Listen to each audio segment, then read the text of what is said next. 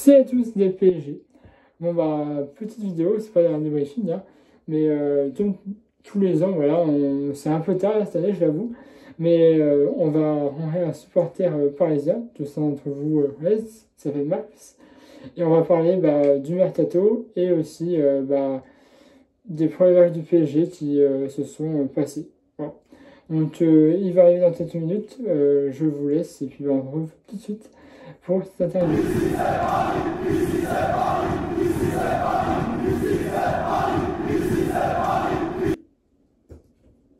Et bien nous voilà en présence de Max. Salut. Bonjour, merci d'être sur cette chaîne. Merci à toi de m'avoir invité. Voilà, donc pour ceux qui sont sur cette chaîne depuis un petit moment, là, tous les ans on fait un petit débriefing du mercato et des projets du PSG avec Max de Saint-Etienne.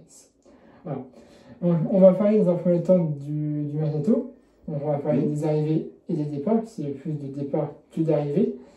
Et puis après on parlera vite fait des premiers matchs qui ont été disputés par le PSG cette saison. Alors, pour commencer au niveau des arrivées, on a eu un dernier qui s'appelle Safounov, Ouais. un russe. Qu'est-ce que tu as envie de nous dire sur cette recrue et sur ce joueur qu'on a vu pas énormément, mais qui a fait gagner quelques matchs? Bah écoute, je pense que je vais parler peut-être pour tout le monde, mais moi j'ai été surpris, honnêtement, parce que c'était pas le poste il y avait plus besoin au niveau du recrutement, clairement. Parce qu'en plus, on a, comme tu vois, on a dit, on a Donnarumma, on a Tenas, on a Le Tellier, normalement, encore si ça n'a pas changé. Donc on a quand même déjà 3 gardiens. Et Tinas qui est aussi champion olympique. Voilà, champion olympique. Donc c'est pas non plus à prendre à la légère. C'est quand même une bonne stat dans son CV. Donc non, Safounov, je m'attendais pas qu'il recrute un gardien. Pour l'instant, c'est trop tôt pour que je me fasse un avis. Parce qu'il n'a pas fait assez de matchs, donc il faut attendre un peu. Mais à voir s'il est bon. Si ça peut être le deuxième gardien, éventuellement, parce que je sais pas si du coup ils ont aussi changé l'ordre des gardiens. Vu que c'est Safounov qui joue, je pense que ça fait le numéro 2. Ouais, donc je pense que oui, Donnarumma il doit être premier. Ouais. Et Tenas doit être troisième, ce qui, de ma part, est bizarre, parce que vu que Tenas est champion olympique, c'est vrai. J'aurais peut-être mis un deuxième gardien, mais. Peut-être qu'ils ont moins confiance en Tenas, c'est vrai que c'est le choix de United, c'est comme ça. De toute façon, Tenas avait dit à un moment donné, il avait mal pris. Je pense qu'il a d'ailleurs justement mal pris parce qu'il y avait eu une histoire, je ne sais pas si c'est vrai, d'un retour. Lui voulait retourner au Barça, du coup. Bon, le Barça n'a pas voulu, je ne sais pas pourquoi. Puis nous, tant mieux qu'on le garde parce que c'est vrai que ça m'aurait embêté qu'on le revende au Barça. Mais je peux comprendre que c'est lui millénaire parce qu'il était normalement logiquement deuxième après Donnarumma, mais vu que Safounov est arrivé, il lui a piqué la place, quoi. Donc, après, Safounov a dit que lui n'aspirait pas à être numéro 2, mais numéro 1. Il a de l'ambition. Moi, d'après ce que. Enfin, pour l'instant, de ce que j'ai vu, je préfère totalement prendre Donnarumma numéro 1. Et puis Donnarumma, oui, non, mais il y a là-dessus, même Enrique, je pense que le choix est vite fait. Mais après, c'est vrai qu'Enrique, lui, il va faire tourner les effectifs, donc ça peut changer souvent. Hein. Donc voilà, mais Donnarumma, oui, premier, moi, c'est clair. Voilà, donc il n'y a pas photo, quoi. Donc, non. Pour toi, c'est peut-être pas forcément le poste qu'on avait plus besoin, non. Ouais, non, clairement pas. Sur le match, tu ne peux pas te prononcer pour l'instant. Non, il n'a pas assez de matchs. Il faut les voir aussi dans les grosses rencontres. D'accord. Concernant une autre arrivée, on a aussi l'arrivée d'un joueur qui est bon pour l'instant, João Neves. João Neves, Test cette année sur ce milieu de terrain. Là, par contre, pareil, je vais parler pour tout le monde, je pense, mais c'est un très bon recrutement, honnêtement. Il a une bonne vision de jeu. Hein. Moi, personnellement, je trouve qu'il quand il joue, je trouve qu'il fait mal. Il est efficace. Non, il est efficace. C'est justement. Il a fait quoi? 4 passes décisives, si tu veux ça? Ouais, non, mais il est monstrueux. Et dans les récupérations de balles, c'est incroyable aussi. Il a des statistiques énormes. Pour l'instant, de ce que j'ai vu, c'est qu'il fait très très mal à chaque équipe. Hein. Bon, à part peut-être éventuellement contre Reims, qui a été un peu plus compliqué. Mais sinon, non, il est très très très efficace, récupération de balles incroyable, passe décisif, c'est vraiment, voilà, c'est là au niveau, tu vois, de ce poste-là, déjà, en priorité, qu'on aurait dû, plus recruter. Bon, on a déjà João Neves, qui est très excellent, après, bon, c'est vrai qu'on a quand même Warren, on a Fabien Ruiz, Vitinha, donc c'est vrai qu'on a déjà quand même pas mal de milieux, mais un ou deux, ça aurait pas ça aurait pas fait peut-être de mal, sachant qu'en plus, comme je viens de te dire, Enrique aime faire tourner, donc il y aurait eu largement du temps de jeu, quoi. Mais João Neves, non, non, très bon joueur, qui vient du Benfica d'ailleurs. Donc, très bon club, hein. On reconnaît le Benfica qui est un très bon club. Donc, non, non, tout le monde le voulait, ça s'est fait, et vraiment, je suis content parce qu'en plus, lui aussi voulait venir jouer au PSG. Déjà, ça c'est pareil, on en parlera un peu plus après, mais l'histoire que le PSG a changé aussi dans sa manière de réfléchir et d'agir. Donc voilà, mais João Neves, non, non, magnifique. Pour l'instant, vraiment rien de négatif à dire, il est efficace et il fait tellement du bien au milieu, quoi. Ok. Passons à encore une arrivée. Défense. On est beaucoup en défense. Pacho. Pacho, ouais. Voilà. Qu'est-ce que tu vas nous dire sur ce. Alors Pacho, bah, c'est pareil, il a fait déjà pas mal de matchs, mais Pacho, pas mal aussi, vraiment honnêtement, il est solide, récupération au niveau de balles aussi. Contrairement à certains défenseurs, je pense si on doit comparer à Skriniar, Ah ouais. pas de. Non, il n'y a pas photo. Non, non, vraiment Pacho, c'est là, moi pour l'instant il me plaît, il arrive à faire ce qu'on lui demande, il est très bon défensivement, il arrive à stopper les joueurs, donc il a un peu ce côté un peu plus, disons qu'il est plus agressif, un peu comme tu vois, un peu, je dirais comme Marquinhos, il y va. Quoi, il n'a pas peur d'y aller, et c'est ça qui est bien, parce qu'on a eu beaucoup de défenseurs qui, du terme, caca culotte, hein, voilà, hein, et clairement qui se faisaient dans le froc. Donc là, honnêtement, là je suis content que c'est un défenseur qui n'a pas peur d'y aller, et qui en plus, qui défend bien, qui défend propre, et qui prend pas un carton comme Beraldo souvent, quoi. D'accord. Le dernier arrivé, Doué, Désiré Doué. Deuxième en championnat olympique. Tu vas nous dire sur ce joueur? Bah, déjà, français aussi, il faut souligner. Joueur français, donc c'est bien, PSG retrouve encore une fois son identité du club français. Joueur du Stade Rennais, hein, donc Stade Rennais aussi qui a formé des très bons joueurs. Donc non, Désiré Doué, si je ne me trompe pas, c'est déjà un but, d'ailleurs. Un ou deux buts. Peut-être, oui. Ouais. Je sais pas. Passe décisif aussi. Passe décisif, oui, mais les buts, je suis pas sûr. Ouais, je crois qu'il en a mis un, mais il faudra que je me renseigne. Mais non, non, bah, Désiré Doué, c'est pas mal. Après, pour l'instant, c'est encore un peu timide, je trouve. Mais bon, c'est normal, il faut lui laisser le temps, je pense, de s'adapter aussi. Ça arrive à certains joueurs. Il y en a, ils arrivent à mieux s'adapter que d'autres. Hein, donc voilà, mais Désiré Doué, il a été annoncé comme un crack. Donc voilà, moi j'attends. Donc, niveau arrivée, tu es satisfait? Sachant qu'il y avait des rumeurs. On a eu Victor Osimhen, un autre joueur de Naples, je crois. Est-ce que toi, tu aurais voulu, dans la mesure du possible, évidemment, qu'un autre joueur dans un secteur en particulier vienne? Alors, tu me dis satisfait du mercato? Non, clairement pas. Parce qu'on n'a pas assez recruté pour moi. On nous a vendu du rêve comme quoi Campos, il avait bossé pas mal. Il nous a juste ramené 4 recrues, je suis désolé, mais il manque encore à des postes, dont le départ de Kylian, on en parlera tout à l'heure, qu'on n'a pas vraiment, je suis désolé, on n'a pas vraiment un faux numéro 9, hein, comme Kylian.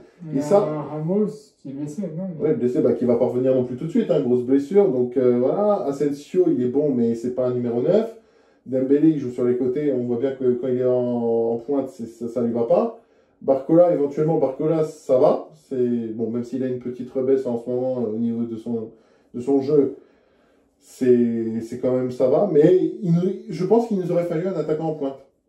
Donc Osimhen, non, parce qu'Osimhen, honnêtement, c'est un joueur que j'aime bien, mais il est pas en forme, il est plus aussi énergisant qu'avant, tu vois, je trouve. À Naples, il s'est un peu éteint. Donc, mais après, qui c'est que j'aurais pu voir, honnêtement. Alors, je sais qu'il y a eu beaucoup de rumeurs cet été, donc c'est vrai que on ne sait pas comment différencier du vrai du faux. Mais je sais plus, attends, il y avait Victor Osimhen, puis il y en avait un autre aussi, normalement, gros joueur. Bah, Haaland, ça n'a pas été. Il y avait Sancho, il me semble aussi. Oui, Sancho, ouais. Alors, Sancho, j'aurais dit pourquoi pas, honnêtement. Je le vois bien combiné avec Barcola et Dembélé. Donc, normalement, ça aurait pu être bien, je trouve. Mais non, président. Faudrait que je réfléchisse plus, mais tu vois, c'est vrai qu'il y a eu tellement de...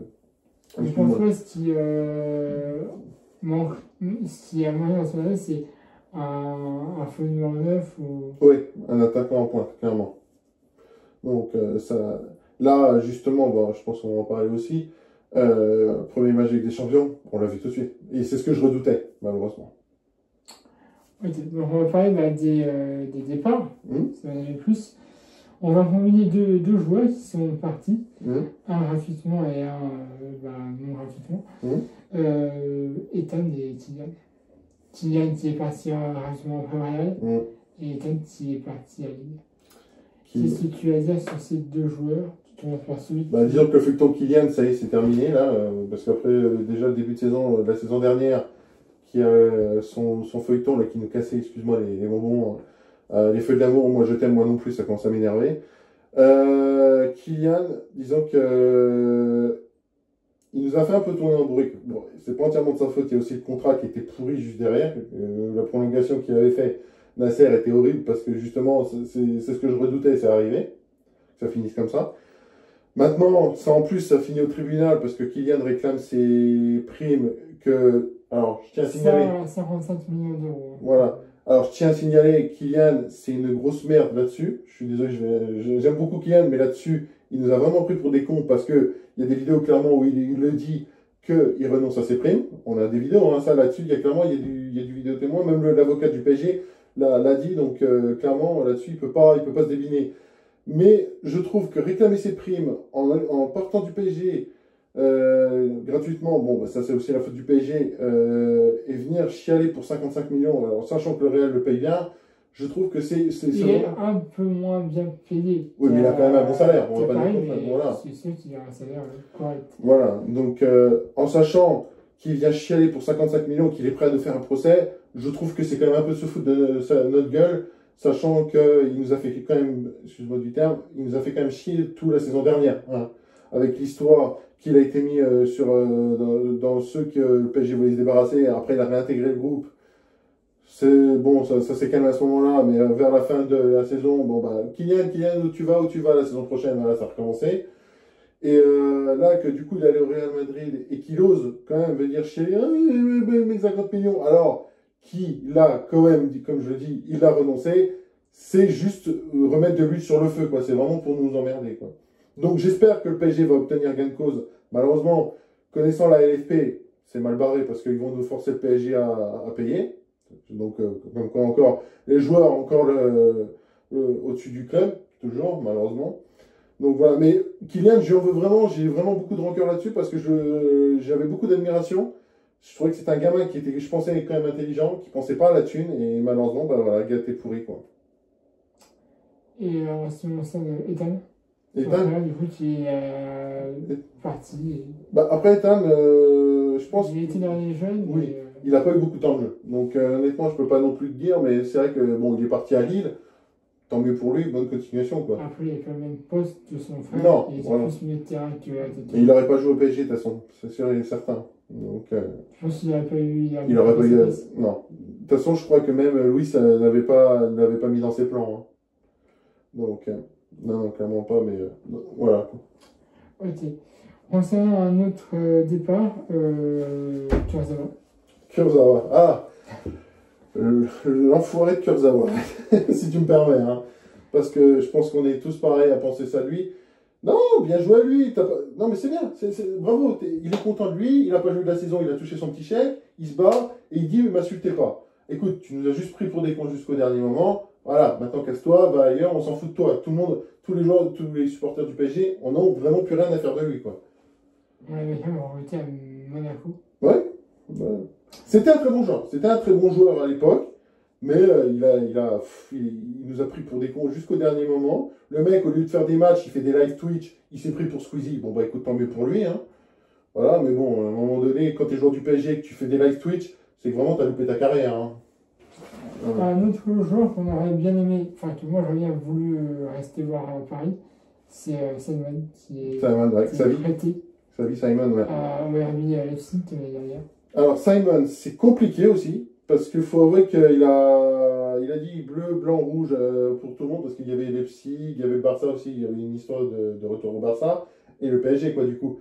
Et ça se voyait que je pense qu'il avait du mal à prendre une décision. Il y avait aussi le Bayern, il me semble. Le Bayern. On sait que Luis Enrique s'est entretenu avec lui au téléphone voilà, pour mettre les choses au clair, voir s'il y avait moyen de... Alors, selon les dires de Xavi Simon, nous on ne sait pas, voilà, on n'a pas eu les échos de cet appel. Simon aurait dit qu'apparemment Enrique le mettrait pas titulaire indispensable. Et c'est ce qui aurait fait peser dans la balance pour qu'il finisse à Leipzig, quoi, du coup, en prêt, en plus. Donc, moi je suis déçu parce que c'est vrai que Simon, ça aurait pas fait de mal qu'on l'ait aussi au PSG, au final.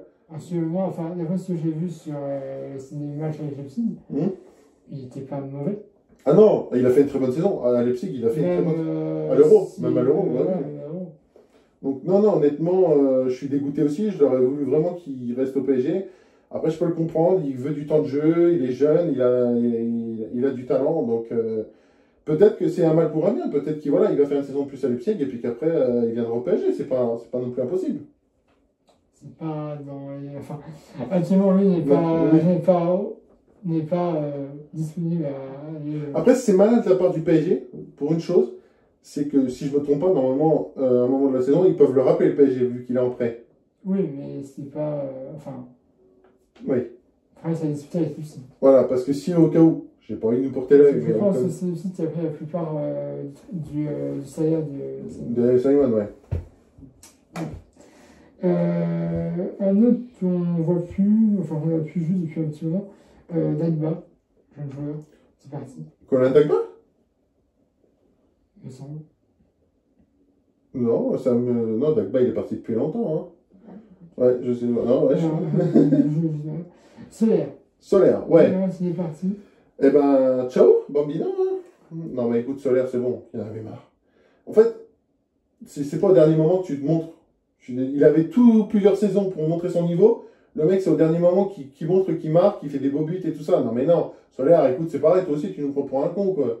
Donc, bah écoute, il est parti, bah voilà, ciao. Hein. Next. Hein.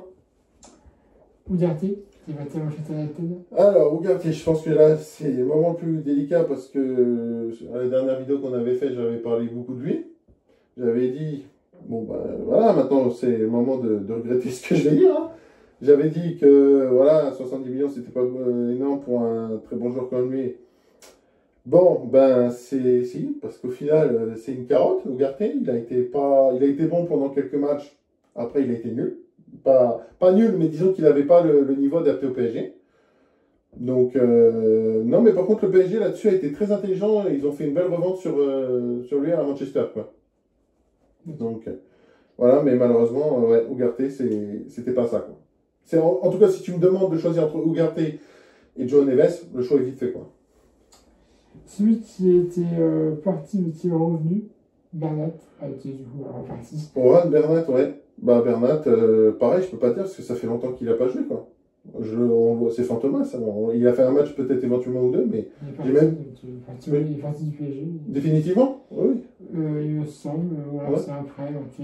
D'accord, bah écoute, pareil, hein, next, parce que sincèrement, on ne voyait plus, donc c'est, voilà. Même les supporters du PSG, je pense qu'ils diront pareil. Voilà, quoi. Moukele. Moukele, ouais. Moukele, je pense que c'est bien qu'on l'ait prêté. Au Bayer Leverkusen d'ailleurs, qui est pas, je pense, un mauvais choix selon moi, parce que vu la saison qu'ils ont fait le Bayer Leverkusen, ça va peut-être lui donner du peps, justement. Donc, je crois que c'est un prêt si je ne me trompe pas. Donc, à suivre ce qu'il va faire au Bayer Leverkusen. S'il remonte dans les niveaux, pourquoi pas le ramener au PSG. À voir, hein, aussi. Mais Moukele, ça va, c'est pas... mais il était un peu en baisse de niveau, quand même. Donc, c'est bien qu'on l'ait prêté. Cher Endour. Endour. Considéré comme le nouveau Pogba. Ouais, oh là là, Pogba. Ouais, bah, le Pogba de France, quoi. Hein. Donc, non, mais ouais, non. Endour, zéro, quoi, nul. Éclaté. Sincèrement, il va dire rien. Et, je sais pas si on l'a prêté, on l'a vendu, mais sincèrement, ça aurait été bien qu'on le vende, hein, si on l'a pas vendu. Et enfin, pour terminer, Sanchez. Renato Sanchez, ouais. Alors, Renato, c'est compliqué aussi parce qu'on l'avait prêté à l'AS Rome. Il n'a pas fait une très bonne saison là-bas à cause des blessures, je crois, si je ne me trompe pas. Donc, c'est pareil, Renato Sanchez n'avait plus sa place au PSG, quoi. Donc honnêtement, bye bye, quoi. Ok. Bon, alors, il y avait on a oublié, je crois, tu as oublié de m'en parler, hein. Danilo Pereira. Oui, c'est vrai que Ferrara est parti. Ouais, au dernier moment. Alors, Danilo, c'est compliqué. Il y a beaucoup de supporters qui sont divisés parce qu'il y en a qui l'aiment pas, il y en a qui l'aiment bien. Moi, c'est compliqué parce que c'est vrai que je l'aime bien, mais de la manière dont on l'a traité à la fin, je peux comprendre qu'il a eu les nerfs et qu'il a voulu partir. Donc, en tout cas, bonne continuation à lui en Arabie Saoudite. Donc voilà, mais c'est vrai que c'était pas un mauvais joueur, Danilo, à la base. Ok. Bon, après, il y a des joueurs qui sont partis, sont arrivés, mais c'est des jeunes, donc on s'est pas trop attardé dessus. Non, voilà. Voilà. On va passer à quelque chose d'autre, c'est les premiers matchs de Paris. Ouais. Il y a déjà eu 6 matchs en comptant la Ligue des Champions. Toi, qu'est-ce que tu as pensé de ces premiers matchs? Alors, premier match, autant dire, c'était un régal. Je pense que comme toi, tu t'es régalé devant la télé. Ils avaient un jeu. Alors, je vais tout détailler, hein, du coup. La saison dernière, on reprochait au PSG de ne pas jouer collectif, qu'il y avait encore des individualités. Voilà, c'est ça. Et là, on voit que quand le PSG n'a pas de star, mais c'est magnifique. Il y a un collectif, mais moi je ne sais pas si tu es d'accord avec moi, mais qui régale.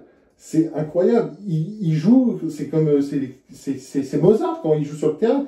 Non, mais tu vois, c'est ça quoi. C'est que vraiment, ils arrivent à bien correspondre, ils se font des belles passes, il y a un beau jeu. Ça, c'est le PSG que j'aime. C'est tellement un beau jeu qui donne envie de regarder quoi. Sur le premier match des champions, qu'est-ce que tu as pensé? Alors, face à Gironde, moi, je suis très inquiet. Tu me diras aussi ton avis après, parce que c'est vrai que j'aimerais le savoir. Mais là, premier match avec des champions, c'est pas du tout satisfaisant. Je pense qu'on est d'accord avec moi. On n'a pas pris de but. Non, mais on a mis du mal à en mettre aussi. On a mis du mal à en mettre, effectivement. Et c'est là où je te dis, tu vois, il manque un numéro 9, c'est qu'il manque quelque chose en Ligue des Champions. Et j'ai peur qu'en Ligue des Champions, ça nous coûte préjudice, ça, tu vois. Surtout que le format a changé. Voilà. Et donc, il n'y a plus de match retour. Donc, aucune erreur, voilà, aucune erreur. Gérard, on ne les retrouvera plus. Voilà, c'est ça. Mais on a encore City. On a City, on a Bayern, on a Arsenal, on a Stuttgart, on a Atletico. Ouais, donc autant dire que... on a PSV, il me semble aussi. Donc, on n'a pas forcément de petite équipe. Non. Mais qu'est-ce que ça va donner? Bon, alors, Manchester City, je suis moins inquiet parce que en ce moment, ils sont très mauvais, ils ont des problèmes. J'ai regardé le match Arsenal City, ils sont mauvais, c'est vrai, Arsenal. Puis il y a des choses. Il y a des choses. C'est terminé par une égalité de 2. Après, Arsenal avait un carton rouge. C'est en deuxième partie. Enfin, en fin de première partie. Ça n'a pas changé énormément de choses au niveau de leur jeu et du jeu de City. Mais donc, tu vois, dans les deux cas, ça va être compliqué. Je pense que, d'après ce que j'ai vu, ça va être plus Arsenal. Qui pourrait être plus dangereux que City. Voilà. Ouais. Avant, après, sur ce qui va se passer. City vient de perdre. André s'est blessé aussi.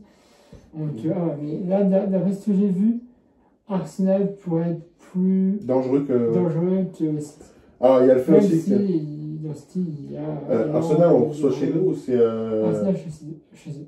Ouais, donc là, c'est là où justement on peut avoir peur. Ils étaient à Manchester la dernière fois et ils ont quand même aussi bien joué. Mais reste sur l'extérieur.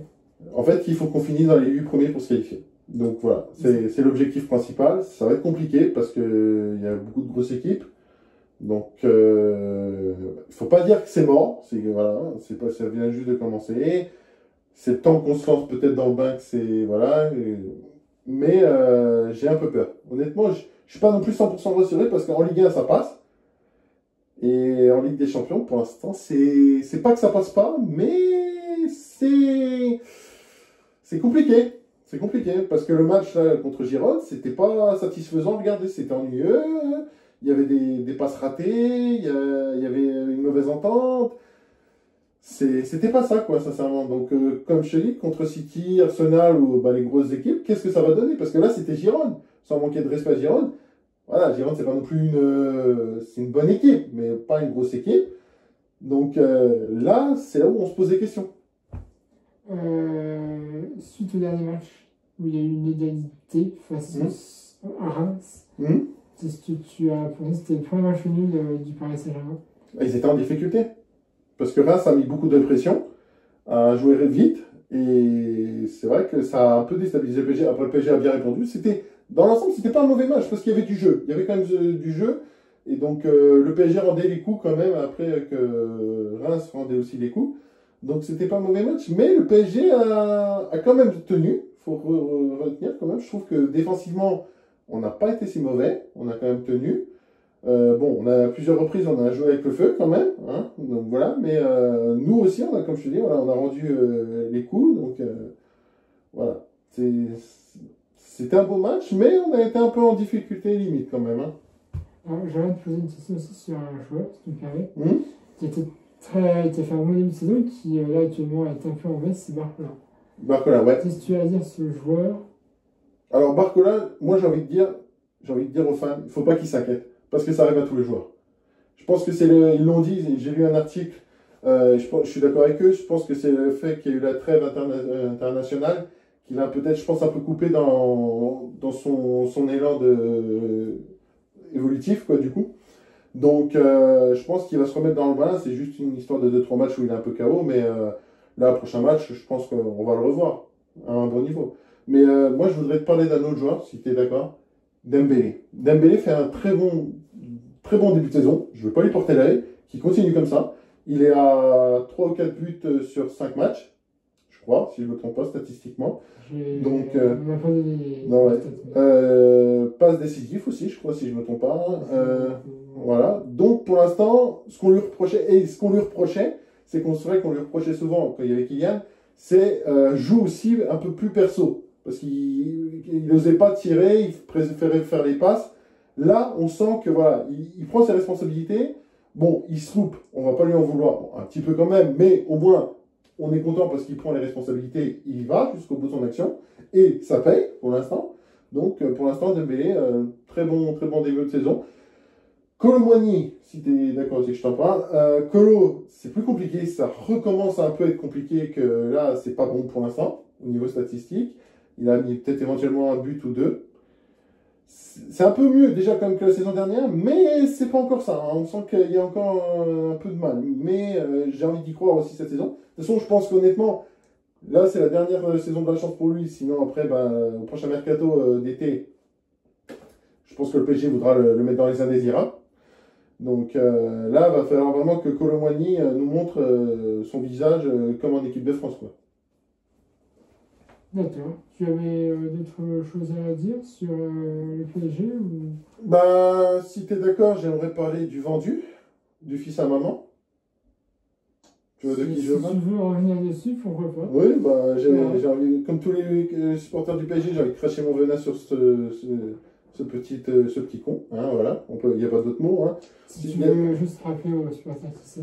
Alors, je pense que quand vous avez entendu fils à maman, vous avez bien compris que on parlait d'Adrien Rabiot, le petit con, hein, qui a toujours dit j'aime le PSG, j'irai jamais à Marseille, voilà, qui signe où ce mercato? Chez l'ennemi. Bravo. Voilà, Titi parisien, dont les ultras lui ont dit t'es le seul parisien, et les ultras ont quand même, oui, les ultras aussi l'ont très mauvaise, hein, parce qu'ils lui ont quand même dit t'es un Titi parisien, t'es un pur, t'es un vrai. Ils l'ont poussé. Ouais. Voilà. Et ça, c'est la pire des trahisons que tu peux faire aux ultras. Honnêtement, signer chez l'ennemi, tu peux pas faire pire, quoi. Hein. Donc là, Rabiot, honnêtement, vient pas au Parc des Princes, au Classico. De toute façon, son nom, on va dire Rhin. De quoi? Son nom, on va dire, c'est un Rhin. C'est un Rhin, voilà, c'est... Non, puis bon, il y a sa mère aussi, hein, voilà. Véronique... Sa mère et son agent, et ce n'est mais c'est une catastrophe. Ce n'est pas un bon agent, mais... Non, et puis, je suis désolé, je vais être cruel, hein, c'est sa mère, mais bon, sa mère lui a niqué sa carrière. Clairement. Déjà, quand il y a eu l'histoire, quand elle est partie au PSG, c'est elle qui a foutu la merde avec Nasser. Elle s'est pris pour madame je sais pas qui, alors qu'il y a d'autres agents qui sont quand même plus modestes qu'elle. Elle a envoyé son fils à la Juve, ça va pas marcher à la Juve. Elle envoie son fils à Marseille, ça va pas marcher. Moi, je vous le dis, à Marseille, il va se cracher. Tant mieux pour lui, voilà, hein, bien fait pour sa gueule, c'est tout. Est-ce que tu penses qu'il a choisi Marseille, mais c'est avec ce jeu-là, mais c'est tout pour essayer de maintenir son niveau en équipe de France? Ah oui, il n'avait pas d'autre option, mais il savait. S'il n'a pas été appelé l'année dernière récemment, puisqu'il n'avait pas de club, est-ce que tu penses que le fait de signer, c'était pour lui le moyen de rester en équipe. Peut-être un moyen de rester en équipe de France. Ah bah c'est sûr, bah, clairement.